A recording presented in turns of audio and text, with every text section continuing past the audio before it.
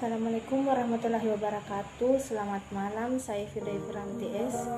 Berkesempatan di sini untuk menyampaikan materi mengenai media transmisi. Jadi, saya akan menjelaskan mengenai media transmisi. Media transmisi adalah media yang menghubungkan antara pengirim dan penerima informasi atau data. Karena jarak yang jauh, maka data terlebih dahulu diubah menjadi kode atau isyarat, dan terlampir inilah yang akan memanipulasi dengan berbagai macam cara untuk diubah kembali menjadi data.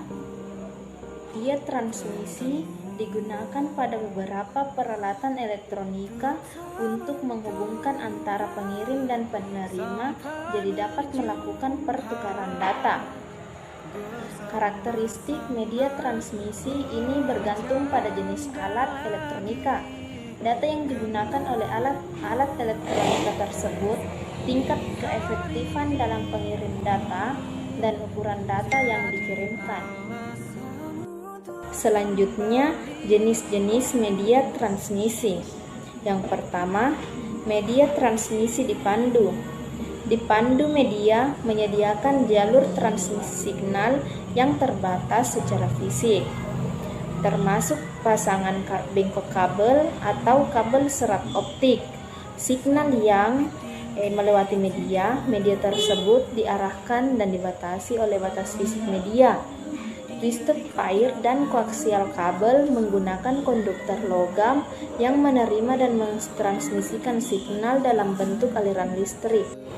Optik serat atau serat optik menerima dan mentransmisikan signal data dalam bentuk cahaya.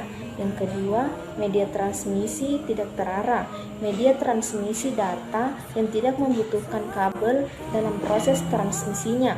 Media ini dimanfaatkan sebuah antena untuk mentransmisikan di udara, ruang hampa di udara untuk mengeluarkan sekitarnya.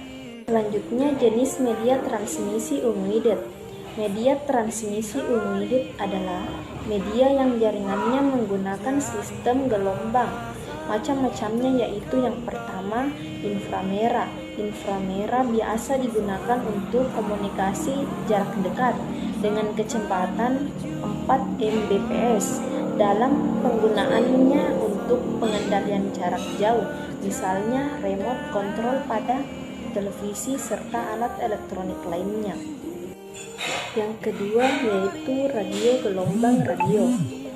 Gelombang adalah media transmisi yang dapat digunakan untuk mengirimkan suara ataupun data. Yang ketiga, gelombang mikro.